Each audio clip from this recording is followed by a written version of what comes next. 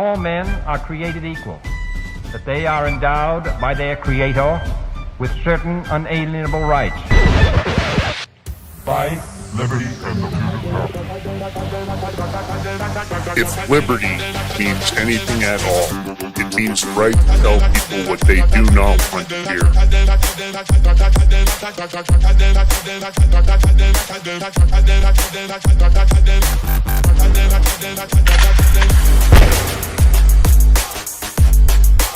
Make America great again. The Big Mig. All right. Welcome back to the Big Mig Show. Of course, I'm your host, Lance Migliaccio, with my ride or die co-host, George Ballantine. Of course, it's edge of the knife, tip of the spear. Monday morning, you know, lots going on as always. Of course, just some of it you're shaking your head at. And thanks for tuning in. You guys know the drill. You know, hit that follow button, hit the subscribe button. If you do the $5 paid subscription, great. Rumble Rant tips are always good, appreciated. And of course, we're connected to the Rumble wallet. So if you want to throw over 10, 15, 20 Bitcoin, don't be stingy. Go for it. We won't. George will not be unhappy if you do that. We're good with it. George B, what's up, man? How's the weather where you're at? What's going on, bro? Fill me in. I don't even know what you did this weekend. Did you do a lot of stuff, or were you just, you know? This weekend, what I do? I don't know. I did stuff. Things. I don't know. It's nice weather, but we got the gas and electric company tearing up the roads, putting new gas lines. So it's kind of like noisy out they there. Got you unlocked. Don't you have to park the car up the street? Isn't that what No, they can't lock you out of your house. I didn't know. I'll pull the handicap card. We're talking about that. Something about how you had to move the car or something. We thought we did, but I just got to pull the disability card. We're good. You pulled the disability card. No, anybody. They can't stop you from going to your house. It's just that's like the poor man's VIP. It'll get you right to the front, but of course you don't want to get caught, playing games with that. Of course, it's not very nice. It's not a game. I don't play games. No, I know you have a bad knee. I know. Bad knee, bad back. I'm just bad. Yeah. Plus my mother. You know, if I got to take my mom somewhere. Yeah, same thing. I have the same thing here. We've got the card I hang, but I don't use the card when I'm out solo. I'm not that kind of guy. I mean, there's a lot of other things probably I think about. There's something about that just rubs me the wrong way when I see people jump out of the car that took a disability spot. You know what I mean? You're like, really?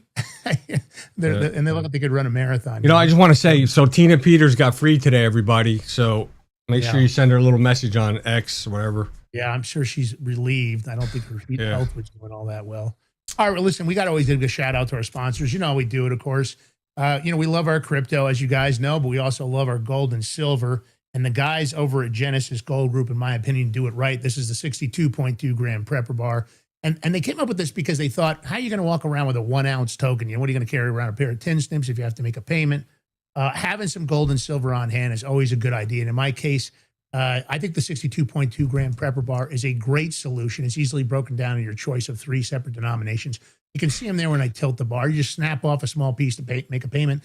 Let's say the US dollar at $40 trillion and growing in debt. I'm not sure what's going to happen to the dollar. Of course, a lot of people think the administration will save us, but I still don't see a solution for it. I don't see anything happening other than more spending.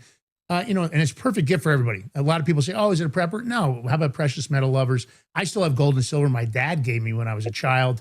You hold on to it just in case you need it. Of course, it's gone way, way up. We started talking about gold and silver 2 years ago with you guys on our financial show and the crypto show and this show. Hopefully you guys listened. For the people that did, I'm sure you're very happy. Nothing on this is financial advice, but these are available in gold and silver right now. They come with an assay report. And of course, they're going to fit neatly in your wallet. You can use them in any situation. Thebigmigbar.com is the QR code and the actual URL. You got that QR code on the screen. You can take a snapshot. Don't go there now because we've got a great interview. Or you can give them a call at 888-526-7154, 888-526-7154. And don't forget the promo codes. Big Mig Gold is going to get you 5% off on the gold prepper bar. Big Mig Silver is going to get you 10% off on the silver prepper bar. That's bigmiggold.com, bigmigbar.com. All right, George. There's no real reason to leave Tim back there. He's an expert. He is a politician. We can a little bit if you want. They make us wait around a lot, of course. No, but he's not he's a recovering politician. We'll find out. Let's bring him in. Hold on. We're gonna let him bury himself. All right, I got it. Welcome to the Big Mig Show, Congressman Tim Ryan, or former. Are you recovering? What's up? Are you recovering?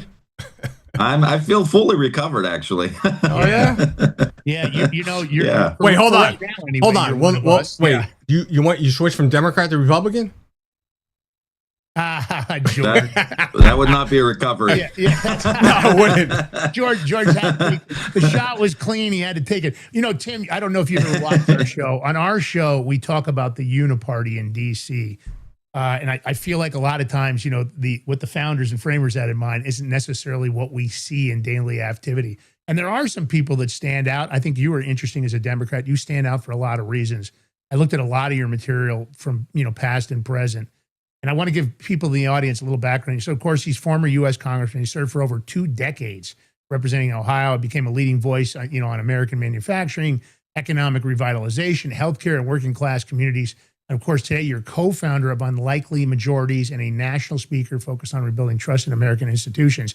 That's not an easy job. Improving public health, strengthening local food systems, and advancing bipartisan solutions around the growing MAHA. Of course, Maha, you know, I guess you say potato, I say potato. He's the author of the best-selling books, Healing America and the Real Food Revolution. We'll get the information where you guys can get those books. And recently launched his Substack, Spiritual Citizenship, focused on mindfulness, connection, purpose, and rebuilding community in modern American life, drawing from his experience in Congress and his advocacy for mindfulness, nutrition, and community well-being. Man, well, it's a mouthful. I love the fact that you're a Maha guy. You know, you came to us through Trevor. We've been big Maha supporters. I don't like what they've done to our food system, but let's back up for a minute. You know, I know you started at the state level, but what made you decide to go down a path to be a politician? I grew up in Northeast Ohio. I grew up in just outside of Youngstown, Ohio, super working class, you know, halfway between Cleveland and Pittsburgh. And, you know, our economy just got absolutely wrecked. So I actually ran from more of a, where are the jobs? Where's the economic activity here? Who's leading this whole thing? And I played sports my whole life. I was a quarterback, so I was comfortable in a leadership position and taking hits. Yeah, no sometimes. And I saw some of your images. You're in good shape. You look like you've been hitting the weight. Well, you know what, Lance? He says you're a quarterback. So you're from Ohio. So in trying times, yes, sir. In trying times, you must buck with the eye and roll with the tide. I got a brother-in-law. I got a brother-in-law from Alabama, bro. I spent the whole weekend with them, and I'm about to hear with the Alabama stuff. Yeah, George is a roll tide guy through and through. He's taking that shit to the maybe grave, your brother-in-law's watching this and said, "Thank you." Exactly. Yeah. He's looking blame for your some sister, help, man. He's got the whole. Blame your sister. She's the What's one that that? married him. Blame your sister. She's the one that married him. Exactly. Nah, he's a great guy, except for like 12 weekends in the fall. I mean, other than that, he's a great guy. But you know what, though? It makes it fun, right? Because I always say if everybody thought the same, acted the same, it'd be real boring. That's why politics can be somewhat exciting. Because, you know, everybody has different views. You know, as long as you show respect, which we'll get to later because that stuff's getting out of control. I do wish, now that you mentioned it, I do wish that politics was a little bit more like sports in the sense that you shake hands, then you go on the field and you try to kick each other's ass. Contact sports, as much as you can. Yeah. Yeah, and then you get off the field and you shake hands and you're a gentleman. You know, you have sportsmanship. You know, you say that, Lance. Hold on, you say that, but I think they do that, shake the hands, but it's behind the scenes so the public don't see. You know, that's where you get the uniparty stuff. Well, yeah, that's true. Here's my thing that I'm going to ask you this because you were in there for 2 decades. You know, and maybe when you started, maybe it was different. You know, I really sat on the sidelines for a very long time. I wasn't really politically driven, and after a while, I just got sick of watching what was going on, and it was tough just to sit there. Because I just, you know, you're supposed to be government for the people, by the people. You know, when you first started, I don't know, you know, I wasn't paying attention back then. I'll have to be honest. I was way too focused on everything else I was doing. Do you feel like things really have taken a turn? Because maybe the Democrat Party you joined back then was different. Maybe the Republicans were different. You know, to me, it just seems like it's done this. And even the quality of the people. We've got some real low IQ people in Congress. I mean, there's some people there seriously, I feel like should be, you know, maybe making sandwiches over at Chiba Hut, maybe, or Subway. I don't feel like they should be, they don't seem to try to invest to me. Give me some input here. What do you think? Yeah. Well, I think a couple things happened. I'll give you a great example. So I got in 2003. The Iraq War had just started. Yeah. Which I was against.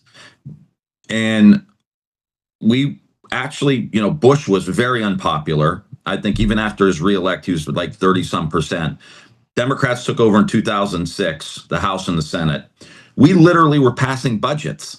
Like Bush got what he wanted with PEPFAR and some of the African stuff, and Dems got an increase to the minimum wage and some investments in education or whatever.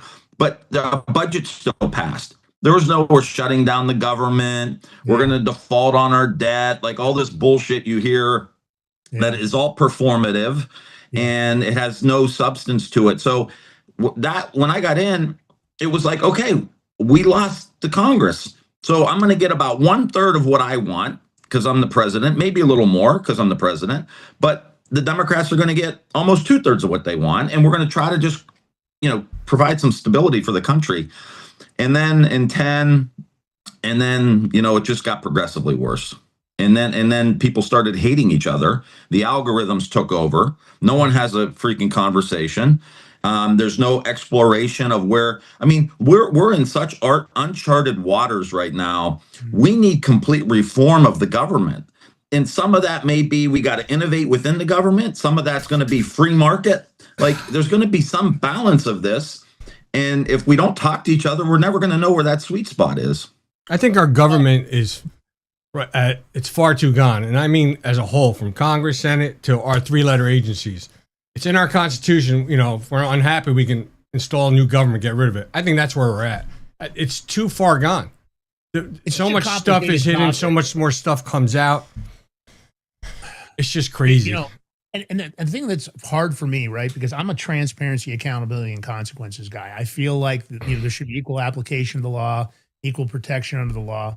I'm a true constitutionalist at heart, and and for me, when I look at DC. And that's the thing about this show. We go after everybody. I mean, if I don't like what somebody's doing, I don't care about the Democrat name or the Republican name or the I don't care about any of that. Because to me, I feel like that's turned into more of a kind of a David Copperfield sleight of hand. And interestingly enough, I'd have to say that when you're in the chat rooms and you're because we're in lots of chat rooms and lots of newsrooms and lots of stuff all over the internet, on Telegram and everywhere else, the general trend of the American public is that the level of trust with any institution in government, any agency and the rest of it is extremely low because the theft that's been exposed, when you look at USAID and you look at people that have gotten this incredible amount of money, like George Soros. I mean, I think he's a incredibly disruptive and divisional and chaos person. You take a person like Reid Hoffman, and you take Mark Zuckerberg with the Zuckerbucks. I want free and fair elections. And my opinion is that if we pick a Democrat, and he was elected freely and fairly, and there isn't a bunch of nefarious things involved, that's so be it. He's the top, public choice. And the same thing would go for the Republican. But I just wonder, Tim, are we too, George, I knew right away when you said that, he started smiling because he feels like this is unfixable. And when I'm starting to see the trend online, I would have to tell you that a lot of Americans feel like that. And they're tired of the division and chaos and all the bickering and all the childish, ridiculous stuff that's been going on. I don't care what it is. And then we've got a legal system that is so freaking weaponized in its own way, depending on who installed, and I know they're placed, or who put the judiciary in place, what judge is sitting there. They're not unbiased. They say when you put the robe on, you're supposed to be unbiased, but that's not what we're seeing. We're seeing an incredible amount of bias. We've seen the alphabet agencies, and the truth of the matter is, when I talk about transparency, accountability, and consequences, if a government official or an agency individual commits a crime, my expectation is if they're going to arrest me for that same crime, then that should be the same thing. It's much like insider trading. I have always thought that the congressional members were underpaid. But with that, if I was going to give them what I think the more money that I think they absolutely should have, then all the other crap, all the insider trading and all that stuff, if you step off the curb, you're in oncoming traffic. You're going to jail because I can't insider trade. And if we're not going to equally apply the law, and if we're not going to do it in a system that's supposed to be the best thing for the country, well, then I think all bets are off. I don't, maybe I'm wrong. You tell me, because I'd like to hear from somebody that's had the experience, in the back doors, in the hallways. You've participated and probably more than anybody what's really going on. Yeah. Yeah. I mean, I got in the Congress as the poorest member and I left 20 years later as the poorest member. So and I knew that I agree with you 100%. I knew that about you because I think it's awful. I mean, look at Nancy Pelosi, right? Yeah, I mean, look at Dianne Feinstein, $96 million net worth, flying around in a paid-for $63 million jet. Nancy Pelosi making hundreds and hundreds of million. And I don't want to just pick on the Democrats because the Republicans are doing it too.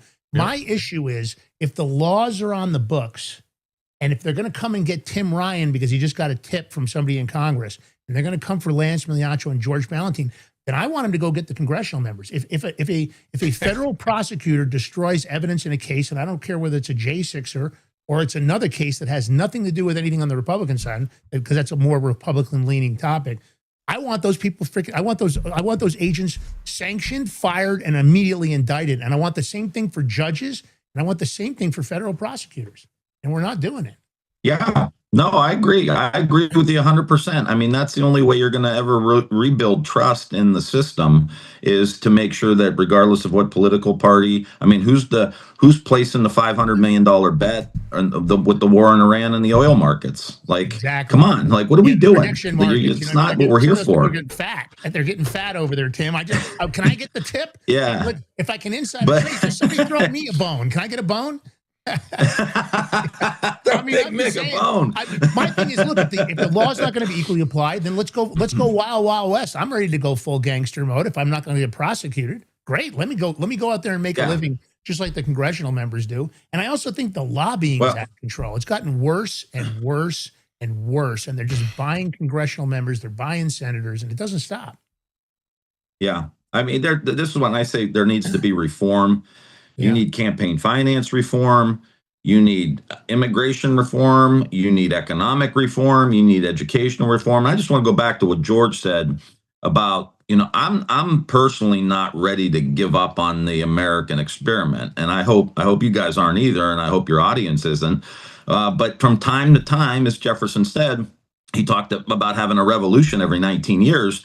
I don't think that means, guns and violence. No. I think it means there needs to be, and I'm not saying you were, but I'm just saying, I think it needs to be a revolution of thinking, an evolution of thinking. And what gives me and the unlikely majorities work that I'm doing and the spiritual citizenship is to try to get us upstream of politics. We keep looking at politics looking at the world through the lens of politics. That's a fucking terrible idea.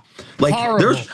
That's a horrible idea. That's a terrible idea. Why would we want to do that? Lance, hold on. Lance, hold on, because now we're going to get deep in this. So, yeah, I agree with you. When I, just so everybody knows, everybody watching, when I say, disband the government, I talk about doing it peacefully. It could be done through the court systems. We just need a lot of money and backing. But the problem is, you said, hopefully we didn't give up on the experiment. I think a lot of people have, because you can't fix this experiment because there's too much other stuff going on. And in order to get that fixed, you need Congress to do it. But when everything is they're doing for their own personal benefits, and we'll talk. So we can talk about voting, right? If we have problems with our voting system, we have illegals that are registered to vote and are voting, then we have a problem. And we know this because it's happened. There's a lot of stuff out there. So then how can we get the right candidates? You can't to fix it. We can't. That's a step. I mean, we need ID for everything in this country. You need ID to get in a plane, buy alcohol, to get in concerts, to get into ballparks sometimes. But you don't want to have an ID to show who you are to vote. I mean, why is that such a bad thing? And there's people on both sides that don't want it. Some don't. I mean, there's a lot of rhinos. Look at, and I'll just say Thune, because he's worthless. He's done nothing. Thune sucks. But this is a problem we're facing. So we can't fix stuff because we can't get the right people in it if it's rigged in their favor. And that's why you see Republicans that don't want to vote for voter ID, because they're a part of it. And it's sad. I mean, well, I would just. What are your thoughts on that? What you need in people that are engaged. That's why I'm saying, like, if you just look at the politics, it looks awful. Why would you get into it? It's very much corrupted. Your family sacrifices. You're never at home. You don't see your kids. I mean, it's a brutal profession in so many ways. So there's already so many barriers. But here's the issue here. We've got a $40 trillion debt. Yeah. We've got broken systems across the board. Like there is no talk about the debt or deficit right now in any political Crazy, conversation going on. And I keep telling the Democrats, like, one of the reasons Bill Clinton won is because he looked freaking responsible. He kept talking about the debt and the deficits and interest rates and freeing up private investment. So we've got to get back to that where you hear a politician talk about being responsible. And the other piece that I wanted to mention, George, to the comment of, like the lack of trust and all of that, is that, and you guys probably see this too. When I read, when I travel, when I go, there's so much cool stuff happening in the country. How are we going to use AI? We hear the doom and gloom about AI, and there's a whole, data center thing we need to talk about. But how do we use AI to absolutely transform our healthcare system? How do we use it to absolutely transform our education system? Well, you said healthcare, so it could light this country up. We have a solution for that. Yeah. Yeah, there's a company called Solum Global that's created an AI healthcare wallet, an AI system that could basically remove all the fraud. If the federal government would work with Solum Global, they've already perfected the system. It's already built. They could literally install it, and all that Medicaid and Medicare theft and all the Leering centers and the autism and all the rest of that crap that's been going on. I mean, there's a big, but, there's fraud in every state. So but it's tough because when you look at the stuff that Elon Musk started to disclose in USAID, like the 14 magic money computers that were sitting on solo systems that weren't connected to the Treasury, that I could just go in and go, yeah, let me send Tim Ryan over $10 million. And literally you could just, and he came out, and of course he got attacked for it. He ended up, he was getting death threats and all the rest of it. That's why he bolstered himself up with that deep, security team. He had all kinds of ex-special forces guys, and they all got approved to carry small SMGs. The point is, that's the problem, because, again, I always feel like this. The analogy we use on this show a lot is if you have a bartender just stealing from you, he steals the first drink the first night, he gets away with it, and he steals a couple of drinks the following night, then a couple more, and by the end of the month, you're paying his rent on his apartment, right? The point is that we've empowered Congress, we've empowered our institutions, we've empowered the President of the United States. I mean, we've got a billionaire in the House, and he doesn't want to talk about budgets. I mean, me personally, that's the problem. I want to pay Congress more money, but I'm going to tell them, yeah, but you don't get paid if you don't balance the budget. You don't, because at the end of the day, when originally the founders only wanted congressional members and senators to be part-time. They were supposed to go in there, do their thing, and get out. Now, I know the job has gotten much more complex. I don't think the founders expected government. It got complex because they complicated it. Exactly. Listen, you brought up Bill Clinton. Bill Clinton was great as a president. He had the budget was balanced. I can't say so much for his wife. She's a whole different story. But yeah. he did great. I mean, the country was running well under Bill Clinton. It wasn't bad. Not like Obama or Biden. Be careful. We don't want Tim to get suicided. Or Bush. Why? Well, I mean, it was. He laughed in that one. He knows. Well, I think when you get laugh is what he did. I don't want to go down. I don't want to go down that algorithm right now. Don't go down there, brother. Do not go down there. I try to stay away from it. I just think when you get like a Bill Clinton type, where he's center left, he understands economics. Yeah. He thinks the government can be, when run properly, a force for good. I mean, he had a whole reinventing government plan. If you're able-bodied American, you have to go to work. I think he aligned with American values in a lot of ways from a public policy perspective. And I think we're at this moment right now where that's what we need. You need someone who doesn't just say, oh, the hell with government, it's broken. You need to see somebody to say, this could be a force for good, and it's corrupt, and it's bureaucratic. But my God, we have AI now. We have the blockchain now. We've got great opportunities to provide the transparency that you were talking about, to provide the reform. There's a school called Alpha School. I don't know if you guys heard this. It's an AI school. Nope, I haven't. They're piloting 2 or 3 schools right now, and I think they're trying to grow. But they use AI to teach kids everything they need. And it's 2 hours a day. And the rest of the day, they teach them life skills. They teach them public speaking. They, do other kind of ethical trainings and that kind of thing. But anyway, the point is, they would sit down with you and they would say, as a little boy, little girl, they say, who are your friends on the playground? and they would tell them, oh, it's Johnny and Nick and George and Tim. And then they would create a story at their reading level with all their friends in the story. Then they got in a fight on the playground. And so now the kid who needs to learn how to read and go from 5th grade to 6th grade to 7th grade is engaged in the story. And that taps into something in your brain where you're now curious. Now you're interested. And these guys are like 4 to 5x on test scores compared to normal schools. And my only point in saying this is you guys are talking about healthcare, waste, fraud, and abuse. How about you could get my blood work, you could get my genes, and you could run them against the world and figure out that in 10 years, I'm going to get cancer X. And if I switch my diet, nutrition, predictive modeling could change the healthcare industry because you could preemptively stop certain things dead in their tracks. But that's the thing. Yeah. You can take AI, for an example. I've written a couple of books. I wrote one that I'm just publishing them now. I'm just in the middle of it, self-publishing.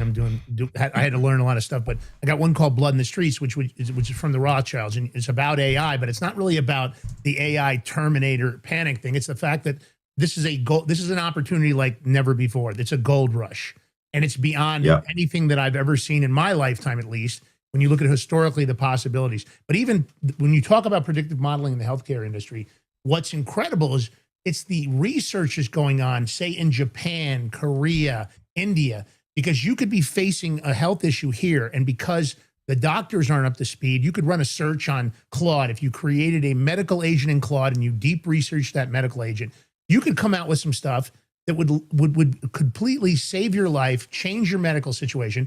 But then you've got a problem. You got the FDA, you've got the CDC, you've got all these organizations, you've got people like Fauci running around doing stuff that we know wasn't the right thing to do. And that's the problem, because these doctors, they don't necessarily have the bandwidth to do it, although I think they're using more AI now. When you go into your doctor, a lot of times they're recording the minute notes and they're making sure they didn't miss anything, which of course I'm sure is a great way to get your insurance down, but it's a tough thing. I love what you're doing, that the fact that you recognize the food. I want to talk, I'm going to switch gears here a little bit. I want to talk about your mindful nation and your real food revolution. And that's one of the things that drew me to you, because I really love your position, because I don't like GMO food. I don't like what they've done to our food. I think it's dangerous. I talk about it a lot. You know, you go to a foreign country, like you go to Italy, for example, and you eat pasta or wheat or food, and you don't get the bloating. You don't get all the crap, because that food is not what we have here. The glyphosate is a major issue, but that's a problem, right? Because we have the agricultural industrial complex, you know, that have so many senators in their pocket. So jump in there. Let's talk about the books, and you talk about health. Yeah, for sure. Well, you'll be glad to know that although my name is Timothy Ryan, my mom was 100% Italian, and I grew up. What was the name? My grandfather was Rizzi, R-I-Z-Z-I. He was from Calabria. Tim, we got a friend, Mike Schwartz, says he's Italian too. Yeah. Dr. Mike Schwartz. I'm telling you. Hey, but we made his name match. He's now called Schwartzaroni. But you just said Calabria? My grandfather's from Calabria. My grandmother was from Buzlagat. You know, a lot of Calabria, Tim, they're he's one of ours. Hey, you know. Hey, he's a friend of ours. They solve a lot of problems. I mean, we could go back to that. I grew up.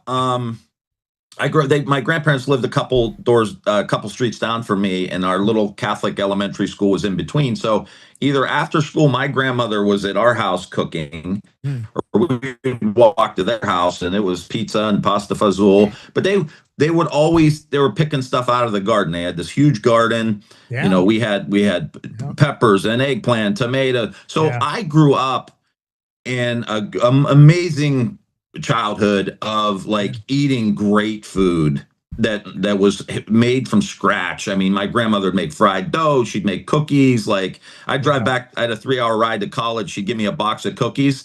I'd have to go from Youngstown basically to Toledo.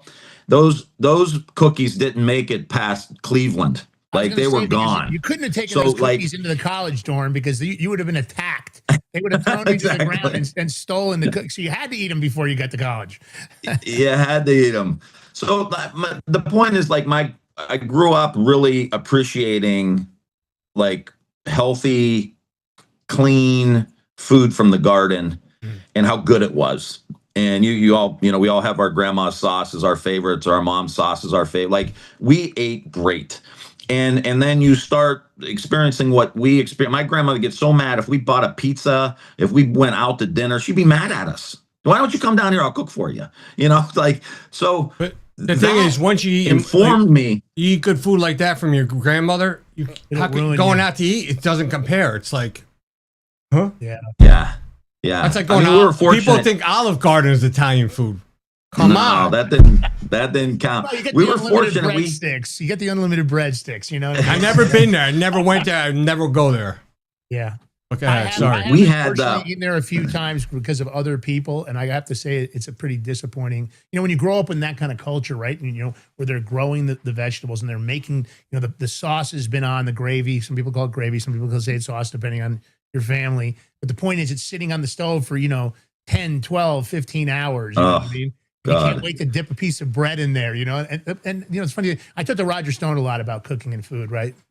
And cooking and food. And basically, in the case of Roger, he's a foodie, right? A lot of people, I don't know if you knew that about him.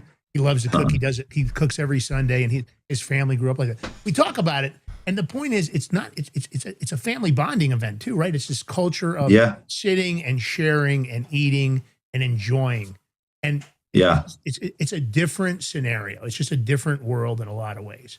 So how good it is for kids too to like sit there and. Like, I mean, I think about how did I get into politics? And politics is, speaking to people and connecting to people. And I just remember everyone telling stories, and I would learn how to tell stories with just enough little bullshit in there to make it a little bit of a better story. How long ago was that? That growing up. So you learned to be a politician from a young age. Very, very well. Some of the skills transfer for sure from an Italian dinner table. 100%, 100%. And so, like, the community piece and the like, having a kid sit there and listen to adults talk. And we would talk about politics, and we would talk about the Cleveland Browns, which wasn't always fun. But we would, we'd talk about sports, and you would just learn. So it's not just food. I mean, obviously that's an important part, but the community piece and the connection piece, and how much we read today about loneliness and suicide rates, and just people that don't feel connected to other people. And that's why the spiritual citizenship that I'm doing is really, I keep saying we got to go upstream of politics, and we've got to connect to the divinity within ourselves, and we need to see divinity in others. We're all God's children. Yeah. And if we just do that, the conversation about politics changes dramatically, because we're actually going to have respect for somebody, and we're going to listen, and that person's going to listen. And hey, you may not be right. Yeah. But it's right. So you may learn something if, like Grandma Rizzi, you got two ears, one mouth. You may actually learn something if you listen to somebody else. But it's really difficult when you look at the people that have a nefarious undercurrent of what they want to do to the country.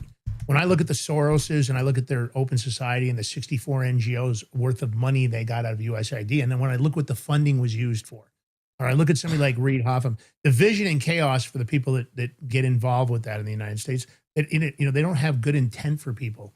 So it's really difficult when you talk about the school system. I mean, we have the worst ratings since 2009. Is it the Board of Education's fault? Is it the teacher's fault? Is it the parents' fault? I don't know who's at fault. But can you imagine that we've gone to that point and that our kids are getting their education from something as god awful as TikTok?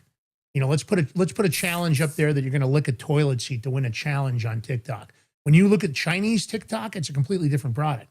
It's a high education, high value, athletic events, scholastic events. It's a completely different product. And what we have over here is booty shaking and men dressed up as in dresses, talking about how they want to, their kids can come and talk to them. And I feel like it's just a grooming operation. And it makes it hard. I mean, I don't care politically. You're going to tell me, I don't want to hear about there's more than two genders. I mean, I believe there are three genders. There's men, women, and mentally insane people. It's not a gender, Lance. Yeah. I'm being sarcastic. I know.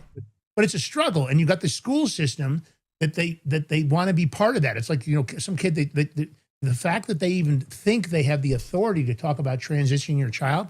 I'm very fortunate my daughter's older and she's got her head on straight. She always went to private schools. Because I have to be honest with you, Tim, I would probably end up in jail. Tim, you got grandkids? if somebody talked to me about grooming, about transitioning my son or daughter. Tim, you have grandkids? No, he said no. Oh, No, no. I've got a 23, 22, and an 11-year-old. Yeah. All right, so 11-year-old. So he or she, if she's in school and they got drag queens coming in teaching them, how's that healthy for a kid? Because kids' minds are still developing. They're easily swayed. Once they start going to school, they get more. They start swaying more from what kids have to say and from what their parents do. But listen, one of my best friends is gay. I got nothing against gay people. This and that. It's just you can't push it on kids, and that's what's going on. It's crazy. It was like a battle. Why is it a battle? If a PTA mom stood up at a meeting talking about trying to stand up for kids, she would get persecuted. And this is one of the big issues in this country because kids can be manipulated. I've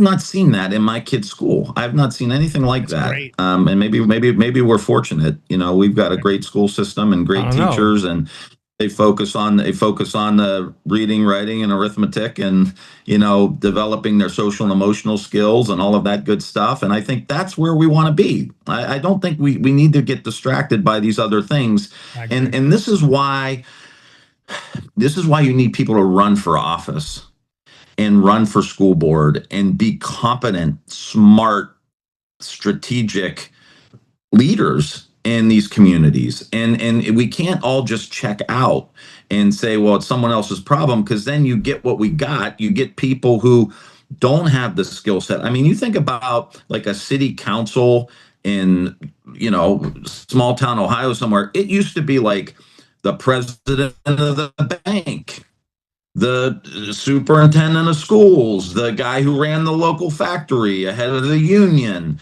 You'd have like 5 to 10 community leaders who were the city elders. They were the wise people who see themselves as stewards of the town, stewards of the school. This is not Bob Kraft says this all the time about the Patriots. He says, I'm not the owner. I'm the steward of this football team. Yeah. And one day I'm going to be gone.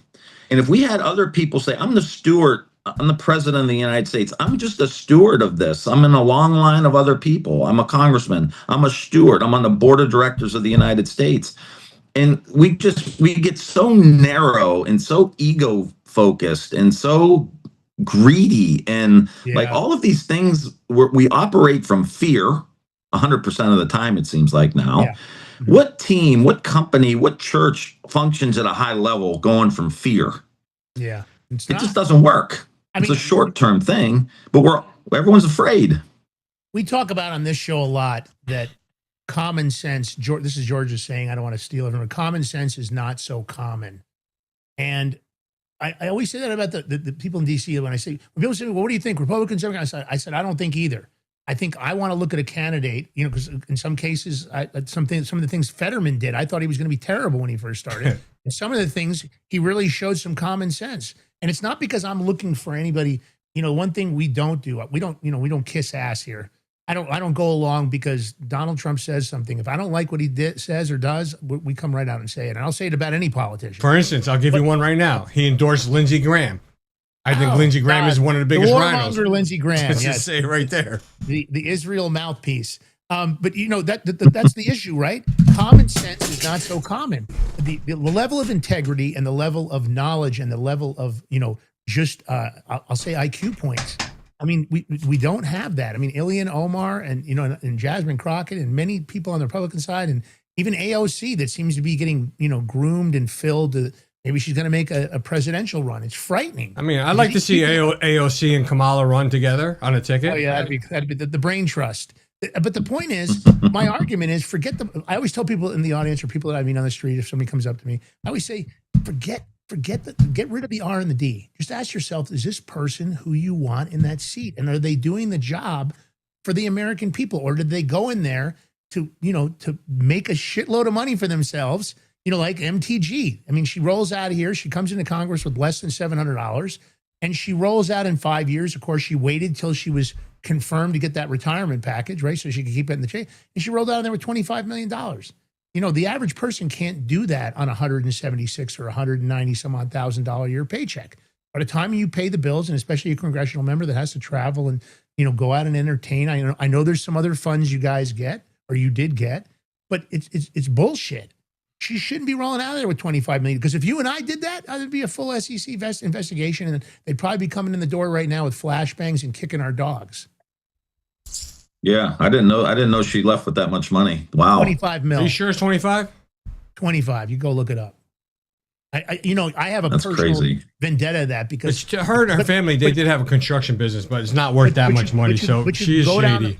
Yeah, I mean, you can go down the list of people that went from nothing to having this fabulous amount of money, and I get it. Look, you're being put around billionaires and very successful, the geniuses of an industry, right? And you're dealing with all this kind of stuff, and that's why I think they're underpaid. But I think there has to be. You look at who is it, Elon Omar? What'd she do? She said they were worth how many million? And then she changed it just recently on a report or tax report. Yeah, or something? wasn't it a wine company that she somehow was at 9 million? That never existed, but I mean, let's face it. Let me ask you this, Tim. When you saw all the fraud in the healthcare, because you're a healthcare guy, and I love that about you, did you just get fucking angry? Because I got angry. I was like, you Leering Center, man, where's the tasers and where are these? I mean, and honestly, Waltz, and it looks like Omar knew. I mean, why aren't we just grabbing people in droves? I mean, put me in charge of it. I won't take that long to go up and snatch people.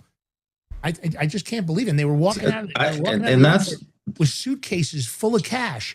You and I, if we go through the airport with $10,000, we're going to get stopped. And they're going to say, show me where you got this from the bank. How are you walking through Minneapolis airport with suitcases with millions and millions of dollars and you're just strolling your way right through? Yeah. To me, I don't care what party you're for, what red hat, blue hat, the corruption, zero tolerance, and the waste, fraud, and abuse. Like, we now have the tools to be able to figure this out. Now, is Trump doing it in Minnesota because of everything going on there and walls and that? Yeah, there's probably a lot of red states that have it just as bad, and we should do them all. Because when I was in, we had, I think the Medicare number for waste, fraud, and abuse was like $50 billion a year. $50 billion. So, like, do you know how much healthcare you could provide to people who don't get it or get shitty care or whatever, or give half back to the taxpayer, pay the debt down with that? If you put another 50 billion every year, and you could do that across the welfare state, there's a lot of big corporate welfare too that's out there, a lot of tax breaks that companies get that don't need it. A lot of rich people don't pay anything in taxes. Like, that's not fair either. So if you're going to go after the poor person who's running a scam, nobody should be running a scam. You got to go after the rich people too. And and that's how you start to build trust.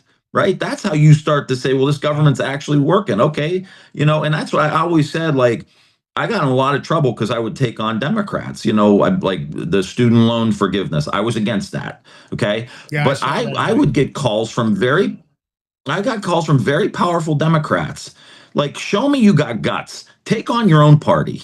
Like, the one thing I just don't like is, like, I'm on this team and I'm going to turn my brain off and I'm just going to believe everything that they say and toe the line. Or on the other side, that's not why you're elected. You're elected to lead. You're going to take some hits, going back to the quarterback thing. Some of them are blind sides. You don't see them coming. But you take the hits because you're there to lead. That's why people put you in that office. And if you think it's just going to be, everyone stroking you all the time because you got the title congressman, that's not why you're there. And if you're there for your own ego or your own mommy and daddy issues, then you need to go find another job 100%. Because you're not going to be able to provide the leadership. That's why I love this. A lot of the work we're doing with unlikely majorities and the Maha group. It's like, why wouldn't Democrats support the vaccine thing? I understand that may be a little bit more complicated, but when Kennedy's talking about the food piece, and I wrote this a year and a half ago, I said Democrats should be all over this. They should work with him. He's going to be the Secretary of Health. Food dies. He flipped the food pyramid. This is great stuff. Why wouldn't we support that? But I can tell you why, because it's under Trump's presidency. That's the only reason why. If they really cared about the people, American people, they would support it. Well, they're starting to. This is some of the work I'm doing now. Like Cory Booker was at the Supreme Court on the glyphosate. Shelley Pingree, Jim McGovern. There's our leaders within, and I think the more that kind of step up and show some leadership. So here's an instance: glyphosate is terrible. It's bad. But then Trump put out a post on True Social, something saying, "Oh, it's okay, this and that." No, it's not okay. Yeah, that was bullshit. Yeah, I saw him do that. I didn't agree with it. Because it's not okay. It's dangerous. And you look at what they're doing when you look at the things like what they're doing with the GMO foods, right? The fact that and the chemicals they're spraying, they're killing the biome. There's a lot of people that have done a lot of biome research, and basically the positive bacteria and fungi and everything else in the soil, they're literally crushing it. So then they have to come out with these crops that are so engineered, and they're horrible for us. Like you made maybe one of the smartest comments of this interview when you said you can use AI to fix so much of this. You can fix the fraud, waste, and abuse. You could probably lower the medication because, of course, the medical industry has come to a point where I believe in a lot of ways they would rather just treat the symptoms and not treat the disease. Look at the way they fought fenbendazole, and menbendazole and ivermectin and hydroxychloroquine, proven, and they came out and called it horse paste. I'm like, well, I don't know. It won a Nobel Prize. I mean, at the end of the day, people were going to the horse paste because at the end of the day, they were trying to stop it from coming in. It's very inexpensive, but none of the pharmaceuticals company want inexpensive. They want remdesivir. Run death is near. It didn't work. You got a guy like Fauci getting this incredible amount of funding. I'd like to stick one of those buckets on his head with the sandflies like he did to the beagles. And I'd like that to be the consequences for what he's done because I think it's horrible. I don't like the animal testing. I think it's unnecessary, especially with AI. You can plug in. I did something about a month and a half ago. Did you see the product that a guy invented that's harder than diamonds? No. Okay, so a guy makes a carbon that's harder than diamonds. They structure it, proven, that's tested it. So just for the hell of it, I take a bunch of his data and I tell Grok, I said, hey, Grok, I said, just for a whim, I'd like to see, I want to make a product harder than this guy's product. Can you structurally reverse engineer a product that not only is harder than diamonds, but now it's much harder than what this guy created? And I called it Grokite. I said, I want you to make Grokite. And it literally, I don't know if it works. I don't know if it's anything. It literally spit out everything and said, this is what you would do, and we'll bond the molecule. I mean, it had the manufacturing process. Whether it works or not, I have no idea. But imagine the power of that when you apply it to health. There's been proven treatments all over the globe, and I'm not giving medical advice on the show, but there are people that are putting their cancer into remission with treatments that include ivermectin, keto diets, because it turns out that a lot of the things that happen with cancer are identical to parasites. And even some of the cancers. I've seen that. But they don't want, they got to cover that up, right? They don't want peptides. You see these people are buying peptides black market because you have to buy them with, what do they call it? For market research. It's not for really research purposes only. Yeah, research purposes only, correct. And why should we have to struggle like that? Because the FDA doesn't want us to have it? I mean, that's the issue, because when you have big government, it was supposed to be a government of limited jurisdiction, of limited involvement, 17 specific subject matters of the Constitution. And that's what it was supposed to be. But as we create these institutions, even when we recognize, hey, the Board of Education, our grades are in the tank. Why would it take that long to defund something like that? What a waste of money. And for you, my question would be this. You see the burden of these healthcare costs. You see the rest of this. How do we get this to go mainstream where you don't, just because there's a president in there that you somehow have, you don't like Donald Trump, you don't like George Bush, but yet you're making decisions that impact regular families, regular Americans all over the country, and there's no common sense to what they're doing, whether it's soil health or family farms or lunches, school lunches, or any of the rest of it. I just don't. It makes me literally, I think we should have a contest, and I'll be the opponent. I think everybody in Congress needs a power slap. That's what I think. One of those ones that you bring from like New York to the east and west coast, because at the end of the day, I don't know how to wake them up otherwise. I'll tell you, well, now if you do something stupid, remember, you line up and we decide at the end of the week whether you get a power slap. So if you were smart all week and you showed common sense to the American public on your policies instead of acting like a bunch of childish jackasses, you don't get the power slap. I don't know how else to fix these people. Well, I think you need to build, and I get excited like when I hang out with my nephews and my older kids. There's a sentiment out there with the younger folks that they're starting to get pissed. Yeah. Like this is all bullshit. You know what I mean? It's all performative. And a lot of them were with Trump on Maha, and then they see the glyphosate, they see the war in Iran. They're like, what? I thought he was going to be, whatever. They're like open now, and they're mad, and they get enough information now through the technology, and they're watching videos. Especially, I'm working on a project now with young men from 18 to 30. Mm-hmm. I think with the right leadership, you would try to inspire these people to run for office and kick everybody out. Yeah, and start with new people who have new ideas, who understand AI. You know how many people in Congress probably have no freaking clue what AI's potential is? And I understand typing something into chat. Hold on, Lance. It's completely different than doing a project. And you brought this up earlier, Tim. So in our government, our computers in the government are so antiquated and old.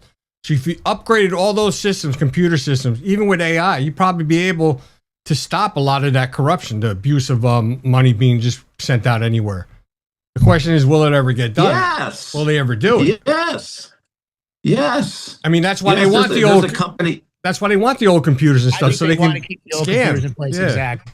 I think it's intentional because you're smart enough, Tim, to recognize the power of AI. Because when somebody just types something in the chat GPT, like, hey, give me I need a recipe for sauce. It's cute, it's fun or whatever, but it's way beyond that. Yeah. We're not even talking about quantum computing, because when you start talking about autonomous agents and LLMs, and you start talking about agent swarms, and then you tie that into quantum, you're talking about a level of mental acuity that exceeds probably every brain on the planet times 1,000, because I already see AI. Right. The AI I was talking to in early 23, when I said, oh, this is neat, is a completely different AI, because I created a legal agent that I trained at Harvard, Yale, Oxford. I literally took this agent and I used deep search and I created a project folder. That agent that I was talking to in late 23, that's like talking to my dog compared to the agent that I'm talking to now in 26. It's a completely different thing. It is so ridiculously powerful, because the law is such a tricky thing and they manipulate the law. But my question, do you think that with this current group we have in there on both sides of the aisles, is this even possible to get these idiots to get on board with something and say, you're right, forget Donald Trump, stop acting like a bunch of little bitches. RFK Jr. is making some serious common sense decisions, and we got to get behind him instead of attacking him because he's got a problem with his voice. Every time they do that to him when he sits down in Congress and they talk over him, that's when I think a power slap. I want to walk up and say, Sergeant at Arms has to issue a power slap. Dressed in your black jacket and black shirt with the thing in your ear. But you shouldn't take advantage because he's got a disability of his voice and talk over the guy, because he's got a lot of smart things he says. Well, here's the thing, like I think the conversation needs to be is like, okay, how are we going to deal with AI? Because it's complicated. So how are we going to regulate it? What's the intellectual property legal regime that you need for something like this? Or is there one? I mean, who knows? But if you create something using AI, is it still your intellectual property? How do we build those out? That's a high level discussion. How do we implement this in our so that if you're in Appalachia, Ohio, you could get some really good health care, and that you don't have to be poor and unhealthy and then get bad grades and get locked into a bad system. You could have a good school and good health care. And guess what happens to the United States if all 330 million people get a good education and they're healthy, eating good food? All of a sudden, we light it up economically, right? All of a sudden, you rebuild the middle class. How do we handle the data center issue? I've written about, like, how do we capture the rainwater so you're not using a shitload of water to cool these things? You just keep recycling the water. How do you use geothermal? How do you use solar? How do you, don't build it on an aquifer? Keep it, how do the people work there? Are they union? Do they make money? How does that work? Common sense. I mean, you're hitting it. I mean, forget about the D that you used when you were in there for 20 years. You just said exactly what's supposed to happen. You're not supposed to just blindly agree with people because they got the D or they've got the R. You're supposed to look and say, no, that's really freaking dumb. I'm not going along with you on that. Or, hey, I love what you're saying here. I don't care if you're a Republican. This is a good idea. I think we could save a bunch of money. Let's do it. But, the stubbornness and, like, of course, I always believe that the Democrats do a better job in pulling together than the Republicans do, right? Because you've got I think there's more agreement when it comes as a group. I'm not saying it's perfect, but I watch it from the outside. I think, well, at least these guys all, at least, they try to use their power. I'm not saying it's for all the right reasons, just like the Republicans, but it's tough watching it from the outside. And literally the people that are in all these, we're in lots of rooms and lots of people talking. A lot of times I don't really say anything. It just comes up my feed and I see what people are. They're angry. They're fucking pissed off. Yeah. They're tired of it, and they don't want to listen Well, to leaders, bullshit. Here's my criticism of leadership today is that you don't prey on that. You take that energy and you lead people into a new direction. You know what I'm saying? Like, we could sit here and bitch all day long about shit. It's endless. Like, what we could talk about. What's going good that we can take this energy, like all the AI stuff we were just talking about, all these cool ideas around how we could redo data centers, educate. That's exciting to me. That's why I got into politics. So take this energy and let's get out of the negativity and the fear and the ego and the greed and the power plays, and let's get into aspiration as to, like, go to the moon. I mean, I just listened to the Kennedy go to the moon speech the other day. I've listened to it probably 100 times in my life. You got to watch that thing. It is the most inspirational freaking thing. He's talking at the stadium. Yeah, and he's talking to the scientists that are there. And basically, like, you guys are badasses. This is what we're doing. We're going to go to the moon, da-da-da. And I'm like, oh, my God, I'm getting chills listening to him. Yeah. Where is that?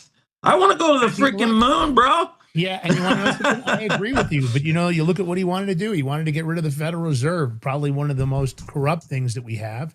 They print a fiat currency. It's private. Don't say it. The gold's not there.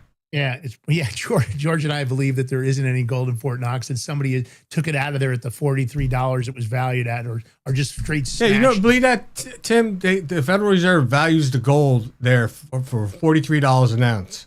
I actually offered. I sent an email. I offered them $100 an ounce. They could have all that profit. I'll take all their gold. They didn't respond. But how did they value it at $43?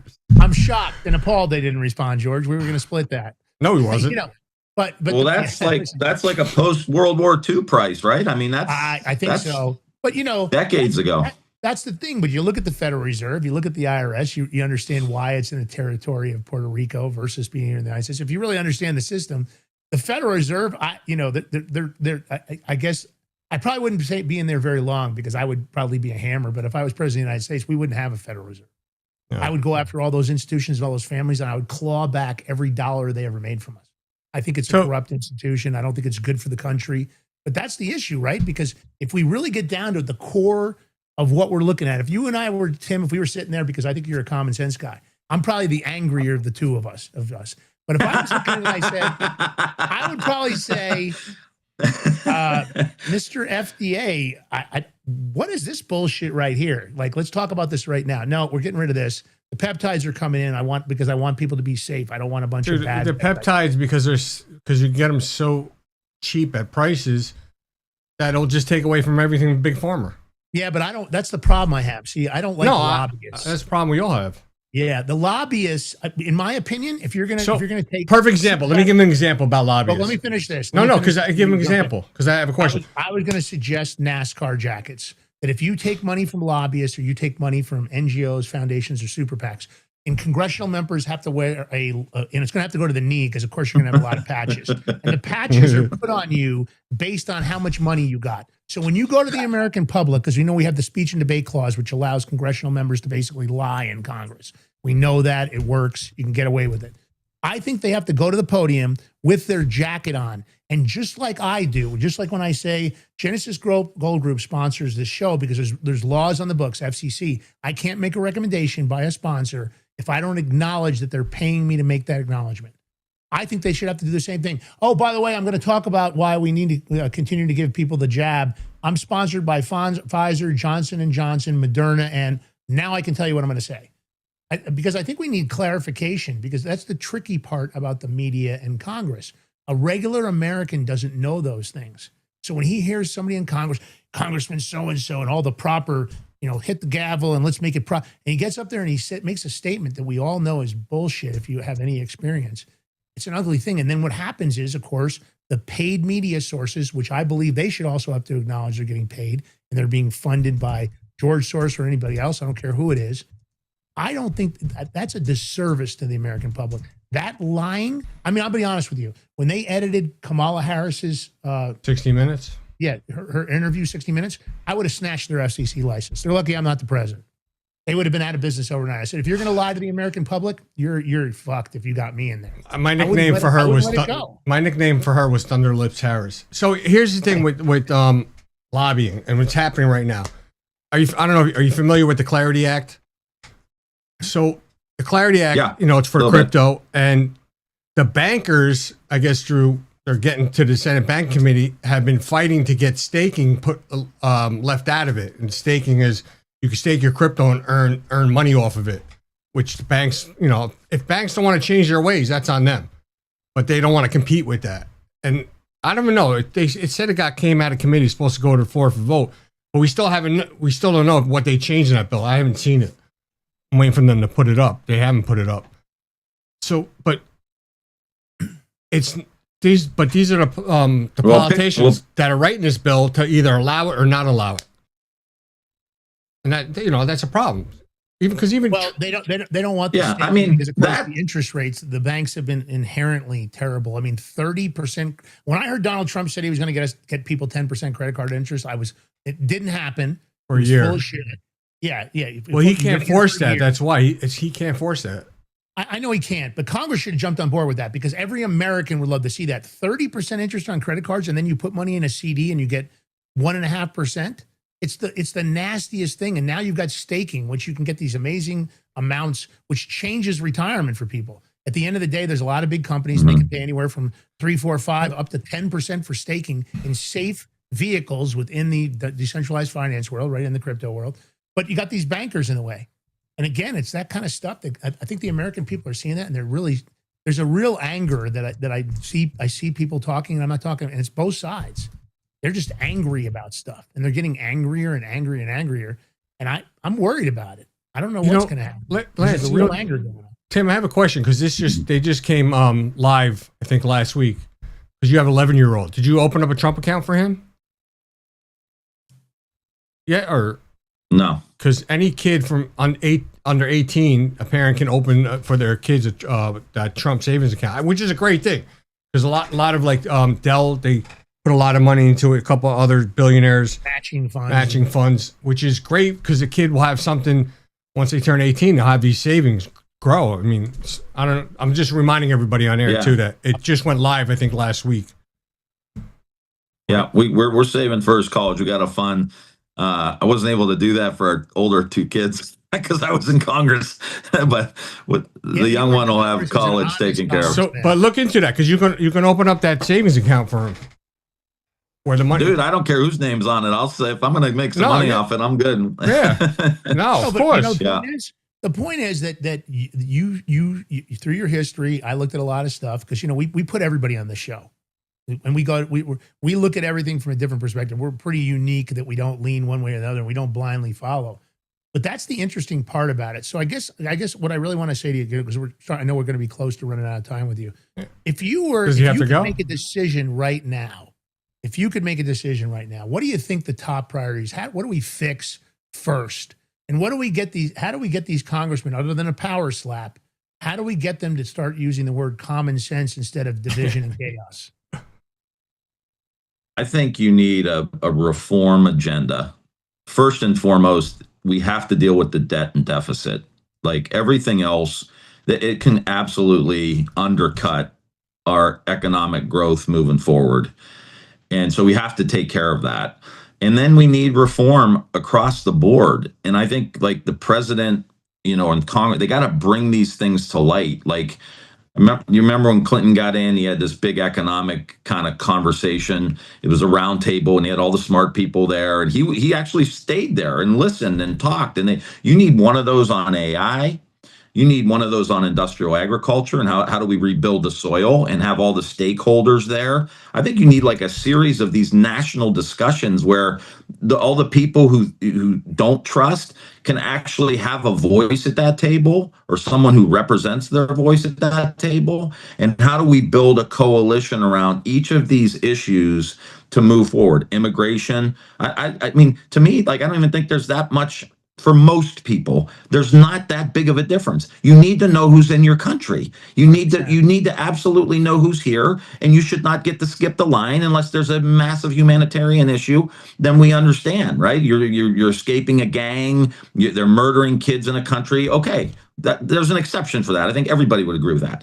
But you need to know who's here, and you need a process of getting people assimilated into the country and speaking English, and this is the national language, and da da da da da da da. You pay back taxes, you pay fines. Let's roll. That's fixed, done. Okay, next one: Medicare, AI, education. How do we reform education? AI, these other things. I love the crypto blockchain for reforming the the financial system here. How do we rebuild the middle class and get prices under control again for people? All of these things are absolutely doable, but it's got to be like everyone says, this is broken, this sucks, we want reform, and you're not going to agree. Here's the other thing that's important, and anybody who's married understands this: you're not going to agree with me on everything, or I'm not going to agree with you on everything. We got to be okay with that. Yeah, and you got to be okay. You got to be able to just.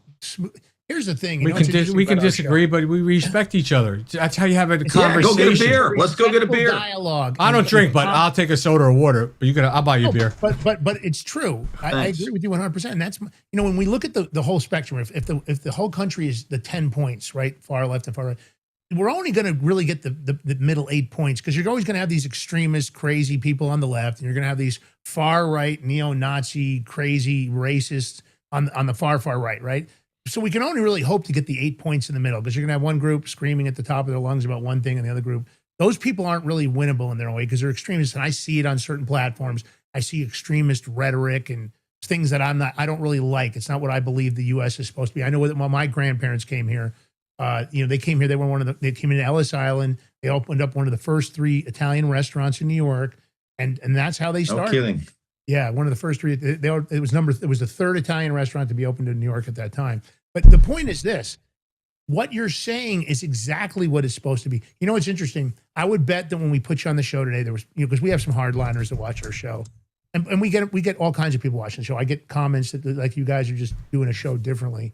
I'm sure somebody's like, oh, well, when are they putting a Democrat on the show? What the hell are they doing? But I'll tell you what is interesting: that when I sit down with anybody that isn't a moron, and they have any kind of love for this country, and they really believe in what the founders and framers created, the grand experiment, we agree on probably 80% of the things. We want safety and security. We want our borders protected. We want low inflation. We want innovation. We want to know that we've got, we're protected by maybe the finest military in the world. We want to have intelligent leaders, right, that make good decisions and don't waste money, and maybe have a background in business, or maybe leadership in the White House where they've got a background in military and business, and the combination that they can be a powerful, good leader.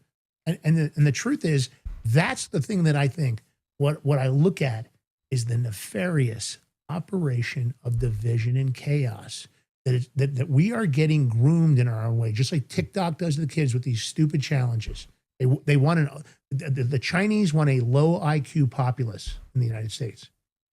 When I sit down with people from the other side of the aisle, we agree on most of it. But it's interesting that the media presents as if we're just rabid dogs, that we don't disagree, and that we want to attack each other and we hate each other. I mean, the violent rhetoric, regardless if anybody thinks about Donald Trump good or bad, the violent rhetoric of them trying to compel assassinations, because you and I both know there's a lot more assassinations than what's hitting the public.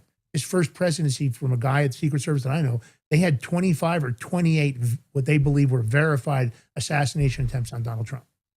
It's ridiculous that we even have to have that. But wow.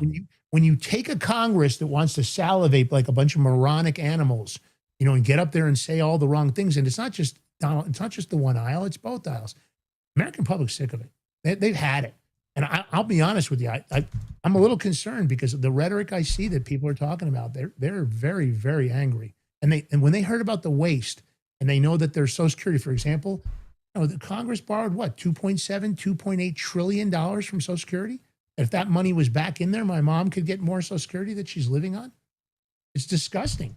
And it shouldn't be happening. Yeah. And there should be consequences for those actions. But nobody wants to talk about that. They don't want to disclose the Epstein files. They don't want to talk about the Seth Rich laptop. They don't want to really put the truth out about 9/11, because we have a lot of resources that we talk to. And there are so many lies, but they don't even want to release, after all these years, the full Kennedy files. I mean, I know that because Roger Stone saw files because, of course, he was very close to Richard Nixon and he was writing his books. He saw more files than anybody. He couldn't talk about it. He said, there's a whole lot of stuff that I'm not seeing here that I saw. He never talked about it or discussed it, and he can't because it was all classified. But that's the point, right? It's horrible, horrible. George, I know you got a question. I don't want to. I do. First, I got a good statement for Tim because, I think you'd be a great person to try to save the Democratic Party and get them back on track. I mean, I thought you liked me, George. I do. Actually, I do. Listen, I would love. Why would you wish that for me? Because I'm trying to, listen, they need to be saved. You're a person of, you're smart. You got common sense. I think you'd be a great person to do it because they're just so far left and they just keep going. But I know we don't have a lot of time. I'm going to ask you this question. You don't have to answer it. I get if you don't want to answer it, but you left Congress, what, in 2023? Yeah. Okay. What was wrong with Biden? He'd be stuck on stage. He'd walk off and just stand there. We know there's a lot of stuff wrong, but it's a loaded question, right? He don't have to answer. He can plead the fifth. I honestly, I think I was probably the first Democrat to be out saying he should not run. And I got my ass kicked. I mean, I was getting hammered. Yeah. But I was like, guys, don't you want to win? Like, we should have a primary and let everybody get these governors in there that seem to be doing some good stuff. Let them debate, and iron sharpens iron. Iron sharpens iron. Like, let's go. And then I kept pounding it, and then the debate happened, and all of a sudden I was smarter than I was like 2 weeks before that. But I mean, that's the kind of thing. It's like you can't put the party before, like, the party is there to bring ideas to the country. The party is not there for the existence of the party. Yeah. Kennedy used to say, what good is a great national political party if it's not used in the service of the country? You got your ideas that are conservative. These are liberal. We debate the ideas in the service of the country, not in the service of the party. And what I didn't like about the whole Biden thing too was that everyone was saying, well, Trump's a threat to democracy, all of that stuff. And he gives examples of how that could be true. But at the same time, you had Biden rigging the Democratic primary, like no debates. You moved it from New Hampshire. You moved it from New Hampshire. Hold on. You moved it from New Hampshire to South Carolina, the first primary. Like, you completely rigged the primary for him. And then you think you have any standing to be critical of, saying someone else is against democracy? Robert Kennedy's son couldn't get on the Democratic debate stage. John Kennedy's nephew could not get on the Democratic debate stage. Okay, you got a problem with his vaccine position. Let him go up and tell everybody what it is. Who cares? Like, let him do it. And then you criticize him and you have a debate. And if he's wrong, and let the people decide what they want. But that's common sense. That's what you want. You want to just hear the truth. But they've gotten so far away from the truth. They don't. It's like they don't have the ability to tell the truth. I mean, I thought there was going to be a lot of disclosures. I thought that Donald Trump would finally pull the drape back on a lot of things that we know are fact. I mean, we're getting some dribs and drabs about aliens and UAPs and UFOs, but there's no doubt that there's way more of that material. We know that there's way more than what they've released so far. They're dribbing and drabbing. And this is, I think, George, and you and I have discussed this so many times. I don't need government to be daddy and mommy for me. I'm a grown-up adult. I don't need them to filter everything and go, here comes the choo-choo, open up a little mush banana for you. I don't need that. What I need is just honesty. I need integrity. I need morality. I don't want to hear about. I don't want to hear about. There's more than two genders. I don't care about the DEI stuff. I don't want to hear about it. Those people can live their life whatever the way they want. I don't want to cram down my kids' throats. I want inflation to be low. I don't want $5 gas. I don't want $11 eggs like they were during the pandemic. I don't want all the nefarious operations. I want the truth about everything. I want them to just one big giant disclosure of all the lies. And let's just get it on the table and let's start from scratch, right? I mean, look, we're dealing with adults. Just say, oh, I don't know. If we tell them about the little green people, it's going to be a problem. Oh, we can't tell them the truth about 9/11. I mean, Building 7, there's no doubt, and I'm not going to get into conspiracies here because it's not a conspiracy. I know a lot about time demolition and using constructive demolition. I was a government contractor. I get it. That could never have happened to Building 7 without anything striking it. So that whole narrative. Now you're going down a big rabbit hole, bro. No, but I'm not trying to put Tim on that spot. But my point is, you can't. You know how a relationship goes bad when the one person lies and the other person lies, and there's little tricks and twists, and the relationship just goes off the rails. Okay, because I've been in the middle of that. I know exactly what it is. That's the problem, and they just can't seem to look at themselves in the mirror and say, "God, I've just been lying so much. I'm using that speech and debate clause. I'm so full of shit. I've got to stop." But they don't stop, and I'm not sure how to get them to stop. And I'm hoping that maybe there's a way. Tim, I want to say this, man. I really appreciate you coming on, first of all. Thank you so very much for the time. Thank you. Thank you for having me. Let's plug your books while you're here, and let's plug your Substack, and let's plug your social media. This is a shameless plug, brother. Jump in there, lay it all out. Get in there and lay it all out, and tell us what I'll channel my old congressman voice here to the shameless plugs. Yeah, I have two books. One's The Real Food Revolution, which I wrote, I think, in 2013, which was basically the Maha food agenda. Yeah. The foreword's by Dr. Mark Hyman, who's a friend of mine, and the functional medicine doctor, which that's when we talk about healthcare too. That's where we need to go down the functional medicine path. And the other book was A Mindful Nation. It was about the practice of mindfulness meditation that I practice, and just helps you kind of cut through. It's a lot like what we were talking about. When you sit in quiet, your mind, you can start trying to understand how your mind's working, and you realize these stories you tell yourself, just like we were talking about the stories in the country that are complete illusions, delusion, but if you don't sit with yourself, you can get wrapped up around stuff too, and that's what causes high blood pressure, and you got anxiety and road 100%. Rage and all this stuff. So that's the book, A Mindful Nation. Also, I re-released it. It's called Healing America, because I think we all have to take responsibility for our own physiology, our own temperaments, and all that stuff.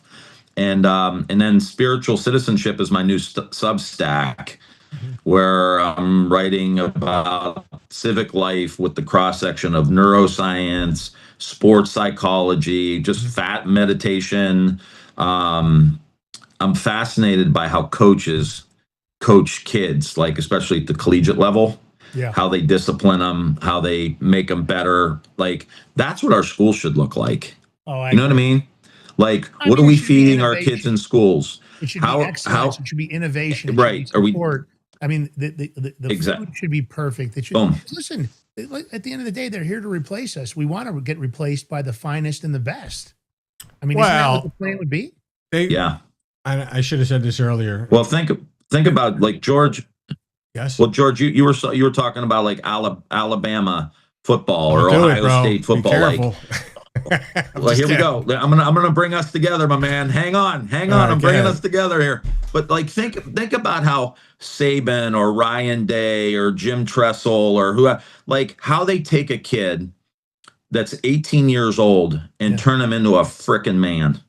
You know, and the study tables and the food that they eat and the training that they get and how they work in a team and how they next play mentality. You made a mistake, so what? Move on. You hear Calipari, you hear these guys, Rick Pitino, that great clip of him, coaching his kids up in the St. John's in the locker room. You miss a shot, who cares? Get back on defense. Like, that's what we need in our education system. 100%. Make frickin' Rick Pitino the Secretary of Education. Nick Saban, you're the Secretary of Education, bro. one more trip for the country. But that's my point is like, and you used a great word, excellence. Yeah. That's an ancient stoic, like that was the goal. Personal excellence. Correct. You know, and that should be the standard. And let's talk about how we get there, you know? And so that's what spiritual citizenship is all about. Like elevating these conversations to a higher level, deeper level, and a higher level, so that we can actually start solving these problems. And you know, you got to love each other and care about each other. You know, we can't focus on all our negatives. We got to see what's best in each other. So you brought up college, and I think they need a commissioner for NIL because I think it's sending these kids in the wrong direction. My belief is they should get some money because they're going through school. They're so dedicated in their sports program, they can't get jobs or nothing, and they need money to live on. Where one of the things I don't like is you sign to go to school through a scholarship, they should stay at that school. There's all this try to trade and leave and this and that. I think it's ruining the sport somewhat, and it teaches kids to be responsible. Look, you signed a contract, you abide to it, or you know. Yeah, we'll see. I don't know.